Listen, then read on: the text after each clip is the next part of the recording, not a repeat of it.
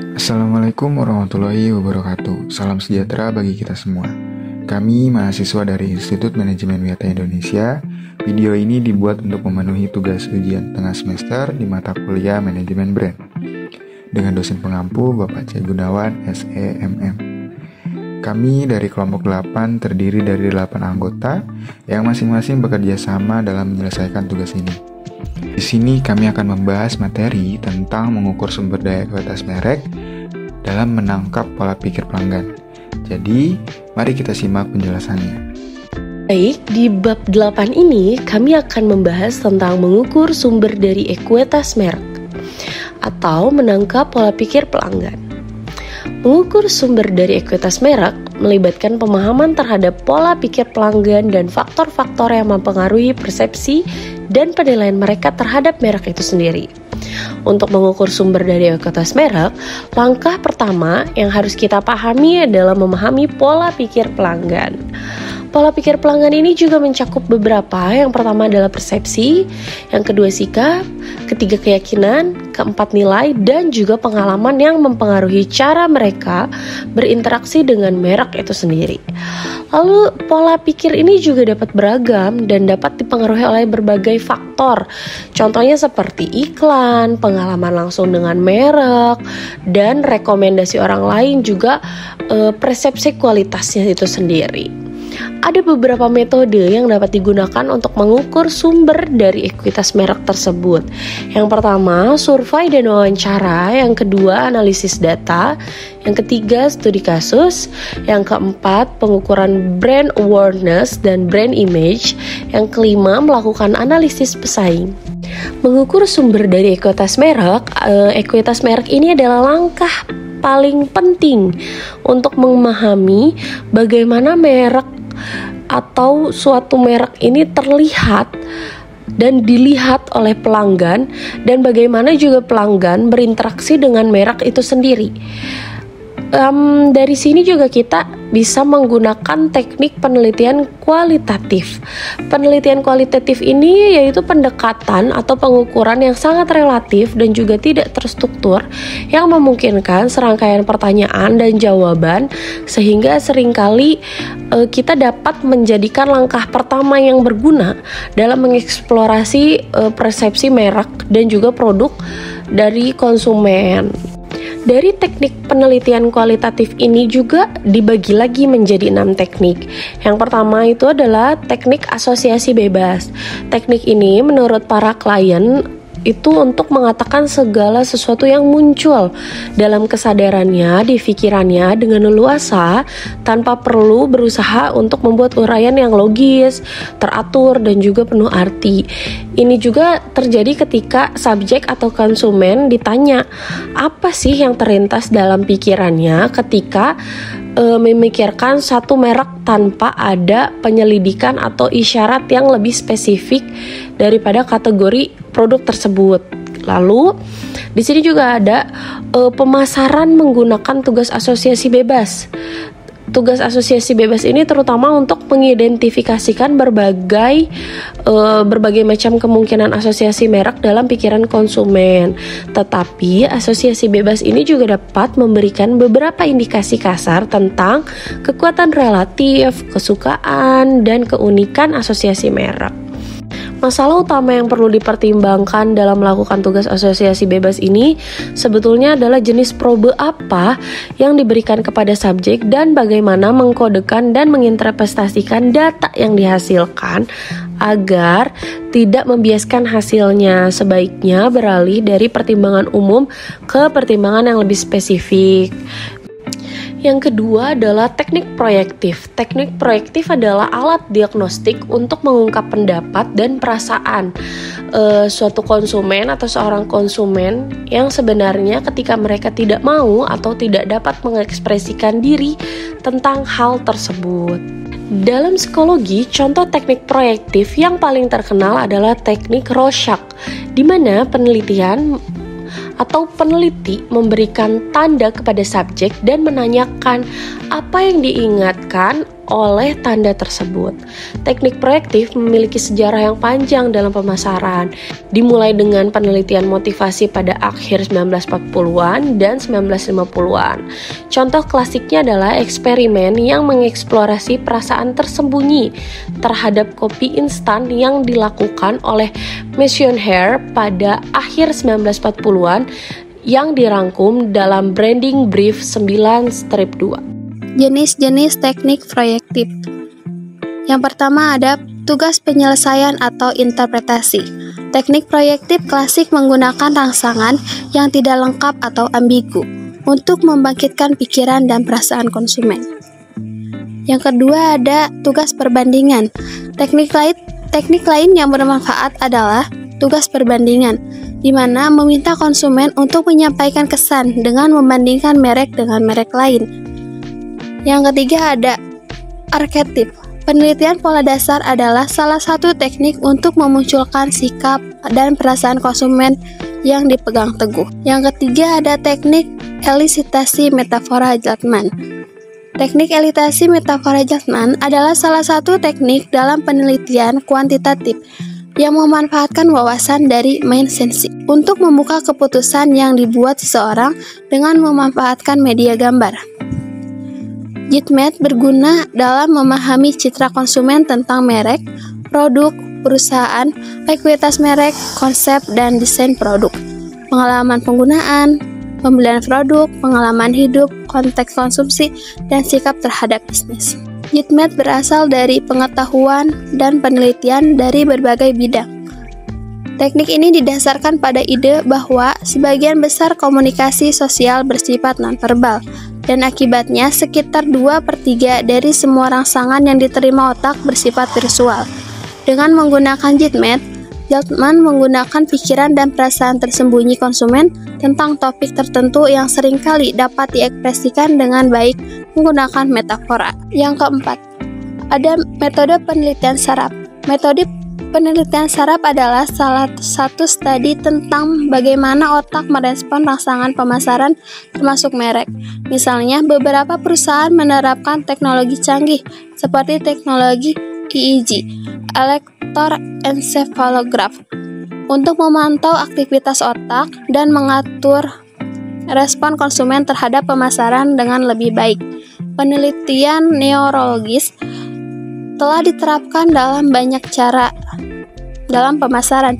Ini telah digunakan untuk mengukur jenis respon emosional yang diperlihatkan konsumen ketika disajikan dalam rangsangan pemasaran.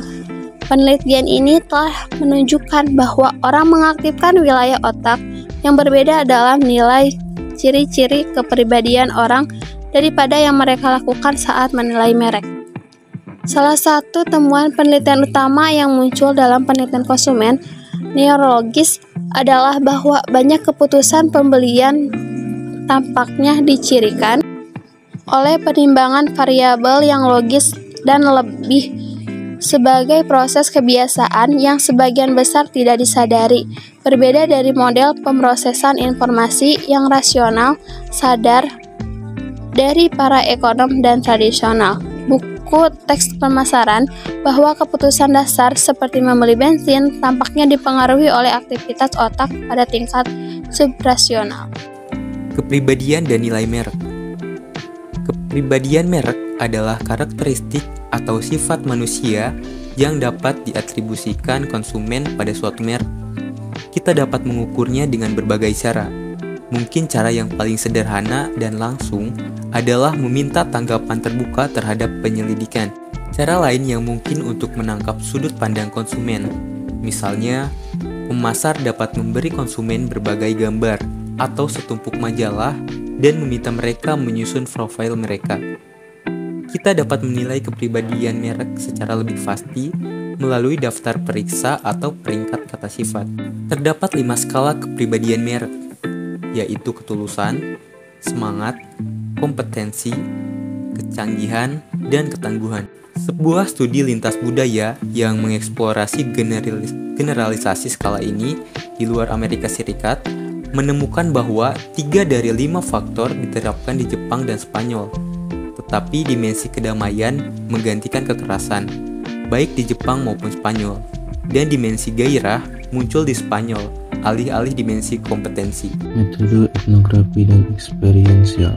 Dalam pemasaran, tujuan penelitian etnografi adalah untuk mengekstraksi dan menginterpretasikan makna budaya yang mendalam dari peristiwa dan aktivitas melalui berbagai teknik penelitian seperti pencolokan konsumen, kunjungan ke lokasi, berbelanja bersama, penelitian tertanam, dan lain-lain. Teknik penelitian kuantitatif. Pengukuran kuantitatif dari pengetahuan merek dapat membantu menilai kedalaman dan keluasan kesadaran merek secara lebih pasti. Kekuatan, keunggulan, dan keunikan, asosiasi merek, kepositifan, penilaian dan perasaan merek, dan tingkat dan sifat hubungan merek. Pengukuran kuantitatif seringkali menjadi unsur utama dalam studi penelusuran yang memantau struktur pengetahuan merek konsumen dari waktu ke waktu. Kesadaran merek. Kesadaran merek atau brand awareness adalah kemampuan pembeli potensial dalam mengenali atau mengingat kembali suatu merek yang termasuk dalam kategori produk tertentu. Langkah-langkah kesadaran merek ada 3. Mengingat, mengoreksi, implikasi strategis. 1. Mengingat. Ingatan merek adalah tugas ingatan yang lebih menuntut daripada pengenalan merek, karena konsumen tidak hanya diberi elemen merek dan diminta untuk mengatakan apa mereka pernah melihat sebelumnya. 2. Mengoreksi. Setiap ukuran penelitian harus mempertimbangkan masalah konsumen yang membuat tanggapan atau menebak masalah itu. Mungkin sangat jelas dengan beberapa jenis tindakan kesadaran atau pengenalan yang dibantu untuk merek tersebut. 3. Implikasi strategis. Memahami dan mengingat, kami menggunakan tingkat spesitas kategori produk yang berbeda karena isyarat itu penting, karena memiliki implikasi pada bagaimana konsumen membentuk rangkaian pertimbangan dan membuat keputusan produk. Gambar atau merek. Gambar atau merek adalah simbol khusus seperti logo, stempel, atau kemasan yang dimaksudkan untuk mengidentifikasi barang dan jasa dari penjual atau kelompok penjual tertentu. Tanggapan merek. Tujuan mengukur pertimbangan tingkatan tinggi yang lebih umum adalah untuk mengetahui bagaimana konsumen menggabungkan semua pertimbangan tingkat rendah yang lebih spesifik tentang merek dalam pikiran mereka untuk membentuk berbagai jenis respon dan evaluasi merek. Ada 2 contoh ukuran penilaian dan perasaan pada merek utama. 1. Niat membeli. Seperangkat tindakan lain yang terkait erat dengan sikap dan pertimbangan merek, melihat niat pembelian dan fokus pada kemungkinan membeli merek atau beralih ke merek lain. Penelitian dalam psikologi menunjukkan bahwa niat pembelian paling mungkin terjadi menjadi prediksi pembelian aktual ketika ada korespondensi antara keduanya dalam dimensi. Niat pembelian cenderung tinggi ketika seseorang memiliki sikap positif terhadap merek tersebut. Jika memiliki pandangan positif tentang merek, mereka lebih mungkin untuk berniat membeli produk atau layanan dari merek tersebut.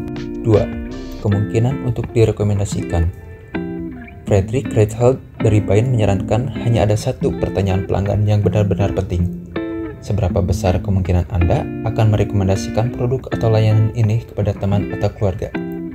Menurut Reichheld, kesediaan pelanggan untuk merekomendasikan hasil dari semua aspek pengalaman pelanggan. Reichheld menggunakan jawaban atas pertanyaan ini untuk apa yang dia sebut tentang NPS. NPS atau Net Promoter Score mengukur sejauh mana pelanggan puas dengan merek atau perusahaan tertentu dan seberapa besar kemungkinan mereka akan merekomendasikannya kepada orang lain. Berdasarkan tanggapan mereka, pelanggan dapat dikelompokkan menjadi 3 kategori. 1. Promotor. Memiliki skor 9 hingga 10. Mereka adalah pelanggan yang sangat puas dan cenderung memberikan rekomendasi positif tentang merek atau perusahaan kepada orang lain. 2. Netral. Memiliki skor 7 hingga 8. Mereka adalah pelanggan yang puas secara umum, tapi tidak terlalu antusias atau tidak memiliki kecenderungan kuat untuk merekomendasikan merek atau perusahaan. 3. Detraktor. Memiliki skor 0 hingga 6. Mereka adalah pelanggan yang tidak puas dan mungkin memiliki pengalaman negatif dengan merek atau perusahaan. Mereka cenderung memberikan rekomendasi negatif atau memperingati orang lain untuk tidak menggunakan produk atau layanan tersebut. Semakin tinggi skor NPS, semakin besar kemungkinan mereka atau perusahaan tersebut mendapatkan rekomendasi positif. dan memiliki pelanggan yang setia. Pendekatan ini memandang kemungkinan untuk merekomendasikan sebagai indikator kunci untuk mengukur kepuasan pelanggan atau pertumbuhan merek atau perusahaan. 4. Hubungan merek.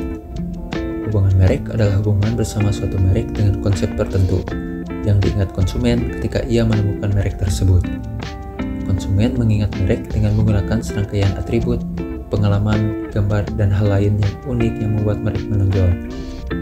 Ada 6 aspek utama kualitas hubungan merek. 1. Saling ketergantungan. Yang kedua, koneksi konsep diri. Yang ketiga, komitmen. Yang keempat, cinta.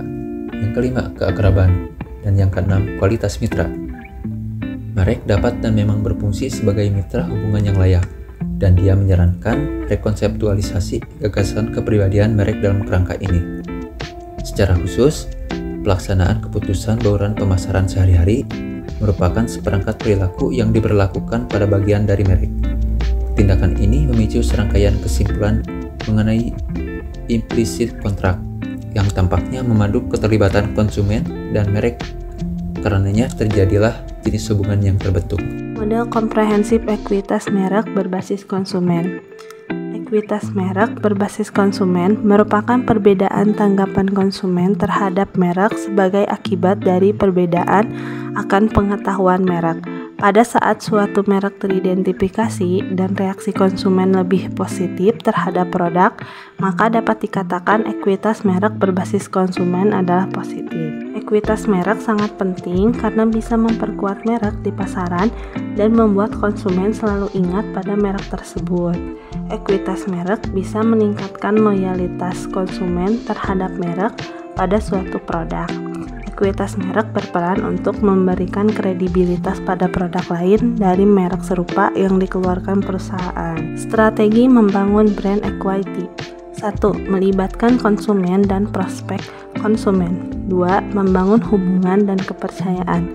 3. Membangun brand awareness. 4. Menceritakan brand. 5. Fokus pada customer experience. 6. Ketahui asal equity. 7. Buat sistem branding. Dan yang ke-8 memastikan kualitas. Kesimpulannya, mengukur sumber dari ekuitas merek dengan menangkap pola pikir pelanggan adalah langkah penting dalam mengelola merek dengan efektif. Dalam upaya untuk memahami pola pikir pelanggan, terdapat beberapa faktor yang perlu dipertimbangkan seperti persepsi merek, pengalaman pelanggan, komunikasi pemasaran, dan pengaruh sosial. Hasil pengukuran pola pikir pelanggan dapat memberikan informasi berharga bagi perusahaan dalam mengelola merek mereka. Informasi ini dapat meningkatkan ekuitas merek mereka, menciptakan loyalitas pelanggan, dan memperoleh keunggulan kompetitif di pasar yang semakin sengit. Terima kasih telah menyaksikan video presentasi kami. Saya harap kalian semua mendapatkan wawasan dan informasi berharga dari presentasi kali ini. Jangan lupa untuk like, comment, dan subscribe, dan share video ini kepada teman-teman kalian. Dan kami berharap presentasi kali ini memberikan manfaat yang berkelanjutan bagi kalian semua. Terima kasih atas waktu dan perhatiannya. Sampai jumpa di video presentasi kami selanjutnya. Tetaplah terinspirasi dan teruslah belajar.